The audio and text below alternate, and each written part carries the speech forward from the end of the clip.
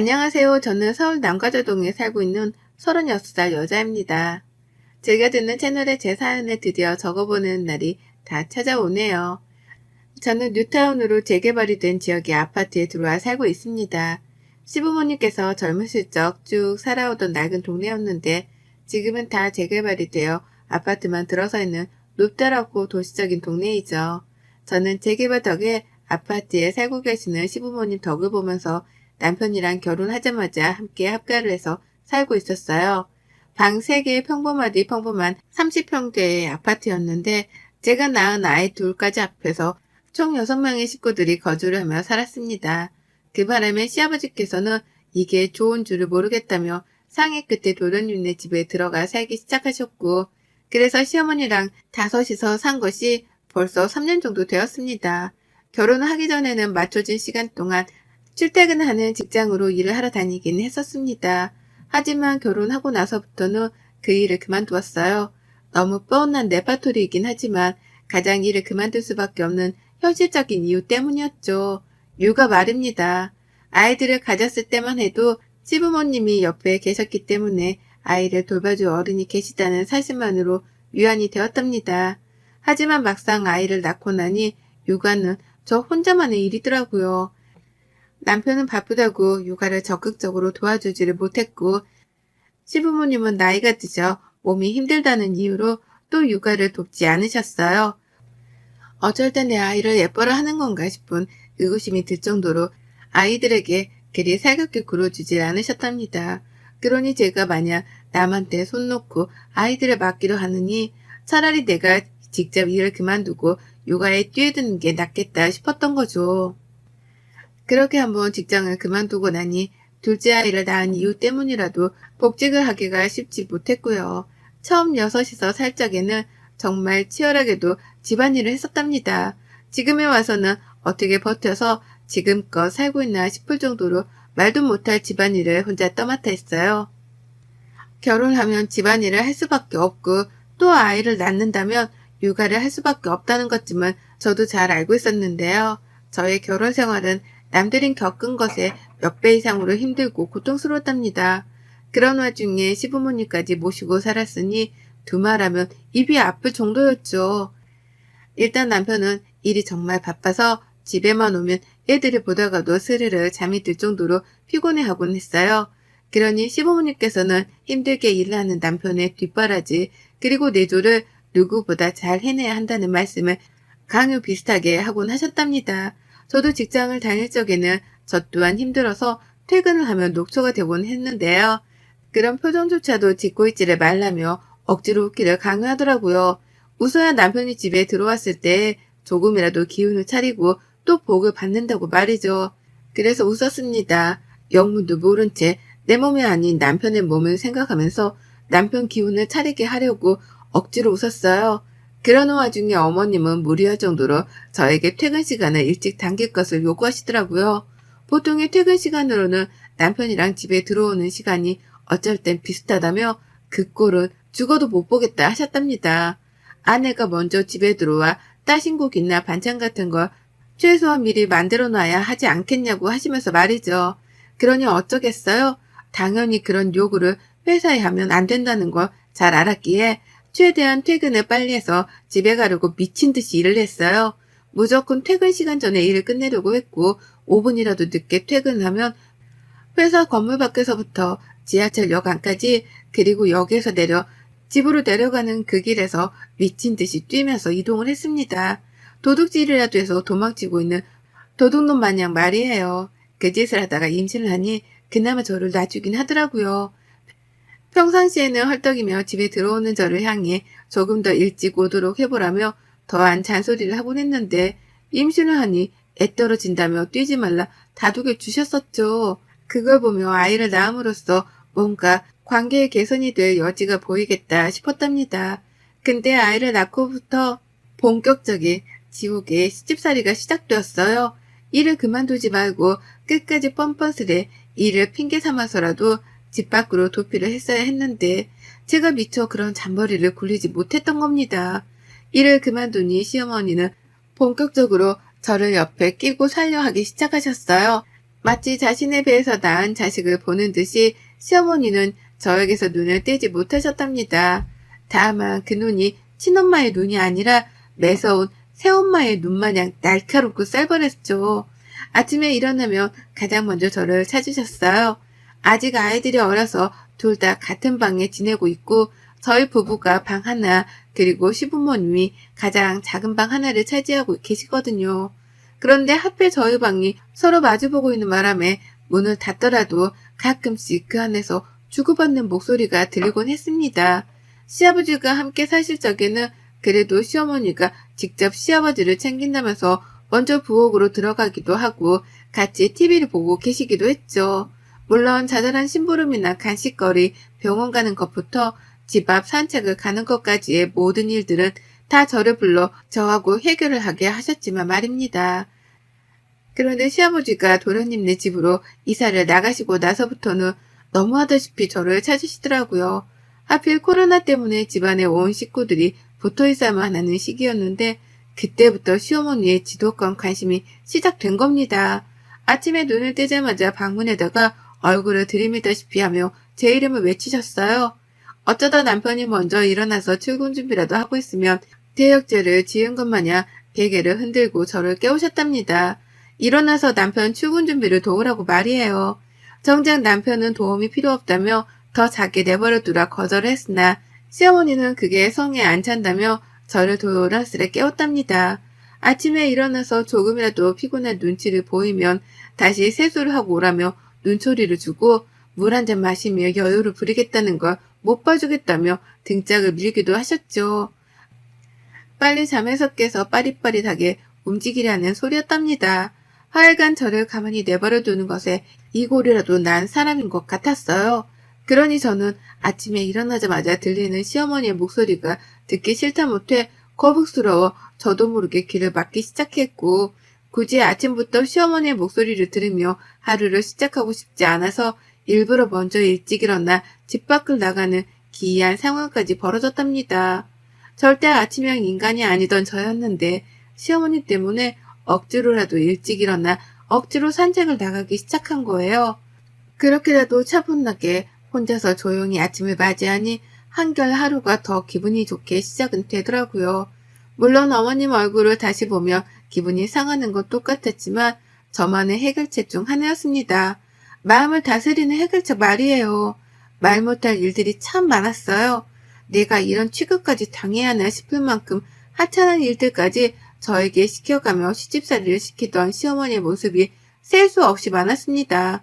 아침마다 저를 깨우는 그 못되어 먹은 목소리도 그렇고 잠에서 덜 깬 며느리의 등짝을 인정사정없이 패대기 치는 그 손짓까지 시어머니에 대해서 꼬집어 욕을 해보자면 욕할 거리들이 쉴 새 없이 나올 지경이었어요. 그래도 참았습니다. 바보가 아니지만 참았어요. 왜냐고요? 시어머니가 아무리 싫고 미웠어도 우리 부부 그리고 내 아이들에게 살 공간을 마련해 주신 분이셨으니까요.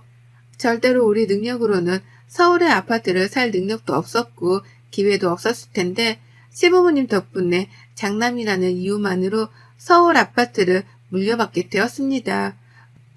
그러니 그에 합당할 만큼 시어머니를 대해드려야 한다는 생각이 우선이었어요. 그래서 당장 차오르는 화는 매번 눌러 참아가며 버텨오고 있었습니다.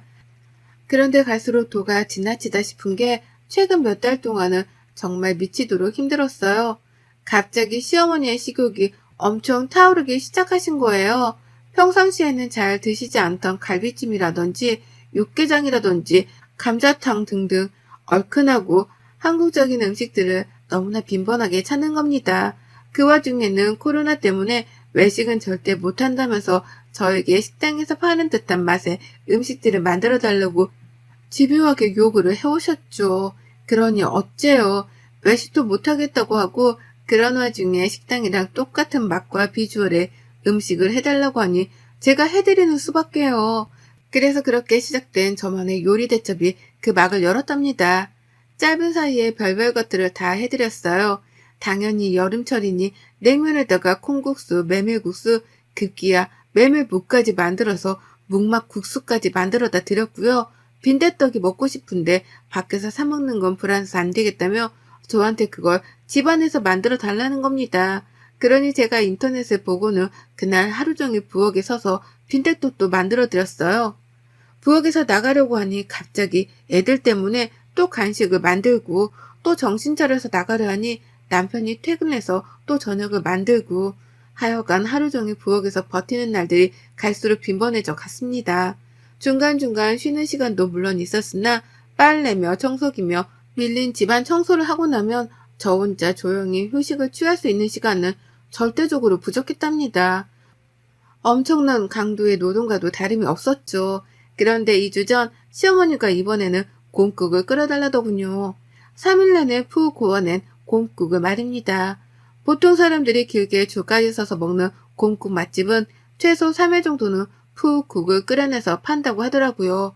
그 말을 어디서 들으신 건지 저한테 직접 해주면서 그렇게 똑같이 만들어달라고 하시는데 순간 저도 모르게 제 손이 제 뒷목으로 향했답니다. 이래서 사람들이 충격을 받으면 뒷목을 잡고 쓰러지는 거구나 싶더군요. 핏줄이 곤두서며 뒷목이 확 땡기는데 내가 이렇게 죽는 건가 싶은 아찔함까지 느껴졌어요. 겨우 진정을 하고는 어머니께 말씀을 드렸습니다.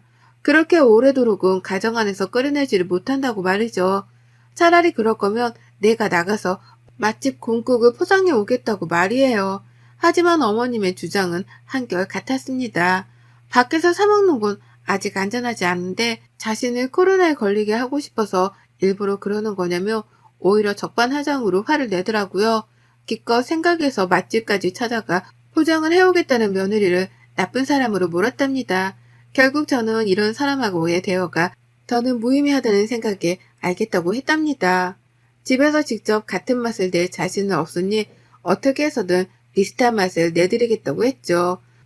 먹어보고 맛이 없으면 또 해달라고 하지나 말라고 또 그렇게 며칠 고아서 곰국을 만들어낼 자신이 없으니 혹시라도 옆에서 보고 불안하다 싶으면 직접 도와주기라도 하시라며 말도 했고요.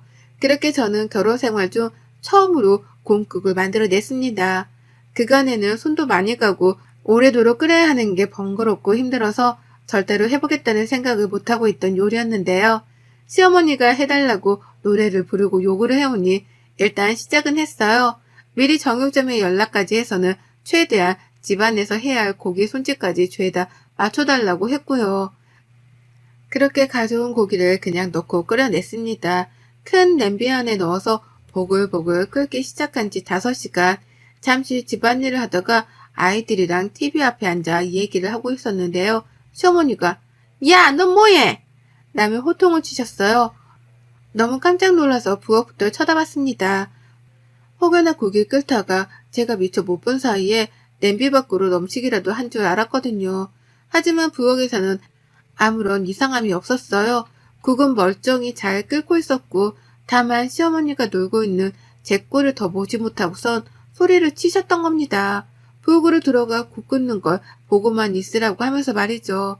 그래서 전 몇 시간을 이미 부엌 안에서 보내고 있었음에도 불구하고 다시금 부엌으로 들어갔어요.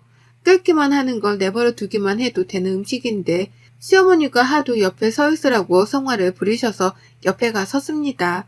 그리고는 국냄비를 번갈아 확인을 하며 반찬도 만들고 저녁도 미리 차리고 애들 간식에 시어머니 간식까지 해가면서 억지로 일을 만들어 부엌 안에 있었어요. 물론 어머님이 안 보는 사이에는 집안 청소도 하고 애들 숙제도 봐줘가면서 정신없는 하루를 보냈습니다.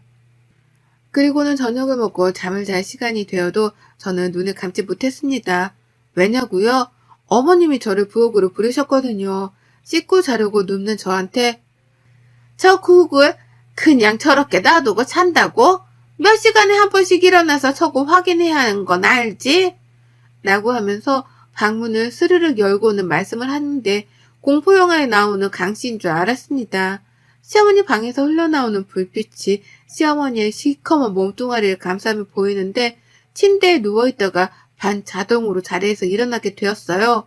그와 동시에 몇 번씩 부엌에 가는지 확인을 하겠다며 제 방으로 들어오려 하던 시어머니 때문에 저는 정말로 잠을 자지 못한 채 계속해서 잠에서 깨며 부엌에 가 끓고 있는 국을 확인해야 했답니다. 이건 정말 사소한 생고생과도 다름이 없었답니다. 죽 써서 개준다는 게 이런 건가 싶었죠.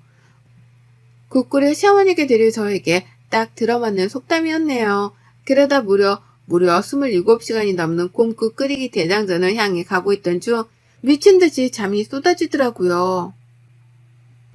남편이 막 출근하고 난 후였는데 밤새도록 국 때문에 잠을 자지 못했던 탓에 눈이 자꾸만 감겼습니다.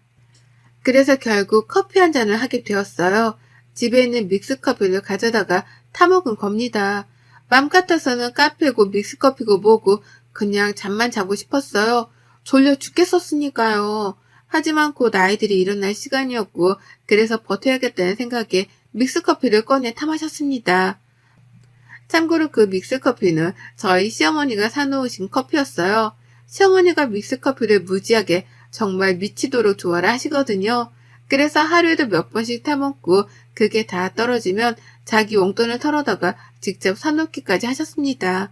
참고로 저랑 남편은 믹스커피가 너무 달다며 절대로 마시지 않는 편이었고 그래서 집안에서는 그걸 마시는 게 어머님이 유일무이했어요. 그런데 그런 커피를 제가 너무 힘들고 졸렸던 나머지 별 생각도 못하고 타마셨던 겁니다. 근데요 정말 2입 정도 커피를 마셨을라나 갑자기 뒤에서 저를 부르는 호칭 하나도 없이 손이 날라왔어요. 그것도 저를 아주 살짝 스치기만 하더니 그 손의 끝은 제가 믹스커피를 탄 커피잔에 향했죠. 아이들이 사용하는 플라스틱 컵이었어요. 떨어져도 깨지지 않는 컵 말이죠. 근데 글쎄 뒤에서 시어머니가 커피를 마시고 있는 저를 보고서는 뭐에서 화가 나신 건지 바로 손을 날리고는 제 등을 슬쩍 치며 컵을 떨어뜨리신 겁니다. 마시고 있는 커피를 더는 마시지 말란 뜻으로 화가 나서 치신 것이었어요. 그 바람에 컵은 식탁 아래로 뒹굴어 버리듯이 떨어져 버렸답니다. 난리도 아니었어요.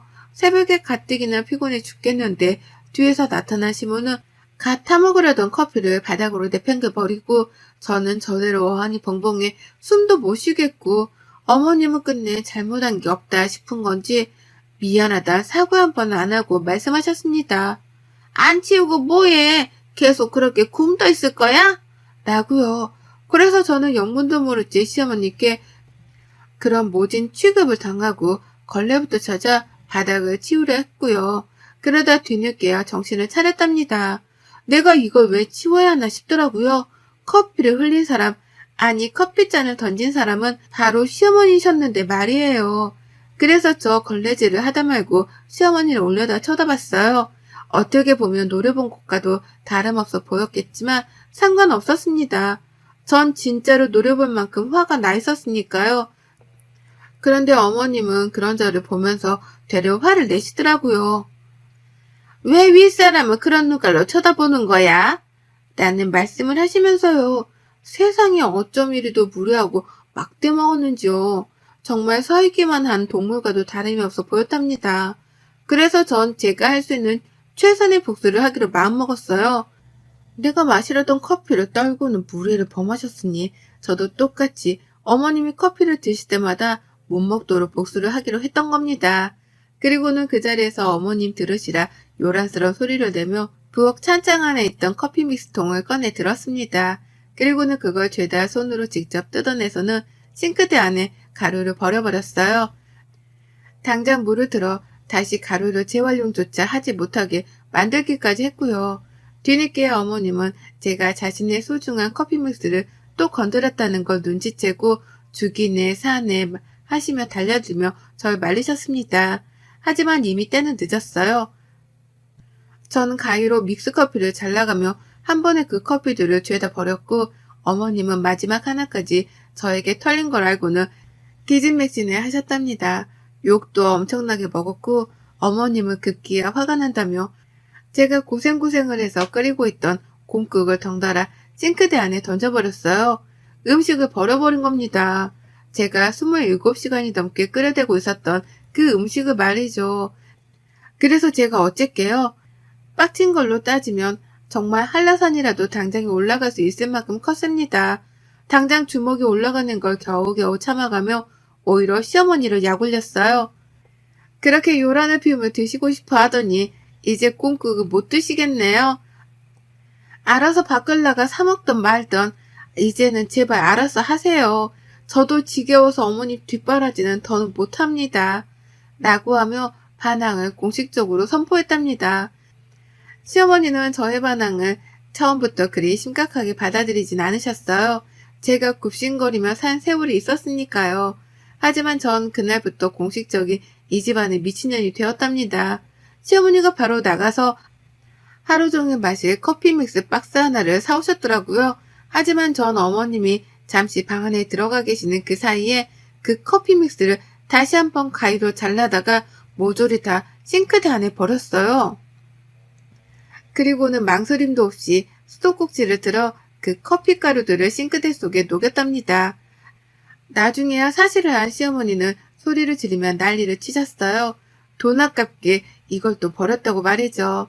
그리고는 한참 또 욕을 날리고 분풀이를 하다가 잊을만 할 때쯤 밖으로 나가 커피 믹스를 또 사오셨더라고요. 이번에 제가 겁이 나는지 자신의 방 안으로 그 커피 믹스 통을 가지고 들어가셨답니다. 하지만 가만히 있을 제가 아니었어요.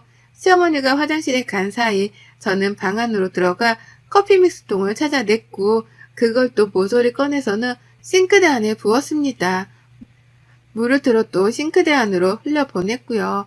이 짓거리를 또 하고 나니 시어머니가 정신을 못 차리더라고요. 지금껏 2주간 시어머니가 저 몰래 커피 믹스를 또 몇 번 사오셨는데 그걸 제가 한 번도 빠지지 않고 죄다 찾아내서는 싱크대 안에 버렸습니다. 커피를 즐길 잠깐의 그 여유조차 주지 않을 거라는 복수심에 불타서는 시어머니가 방을 비우기라도 하는 소리가 들리면 쥐새끼처럼 방 안에 기어들어가 숨겨놓은 커피 믹스들을 찾아냈어요. 그리고는 남기지 않고 싱크대에 부었죠. 어쩔 땐 부엌만 들어가도 커피 냄새가 나오는 것 같은 기분이 들 정도로 제 손에 제거된 커피 믹스는 한 사발이었답니다. 그러자 시어머니도 처음엔 저를 만만하게만 보며 욕을 날리더니 점점 제 눈치를 보고 저 몰래 커피 믹스를 사는 걸로도 모자라 부탁을 하시더라고요. 제발 돈 아까우니까 버리지 좀 말아달라고 말이죠.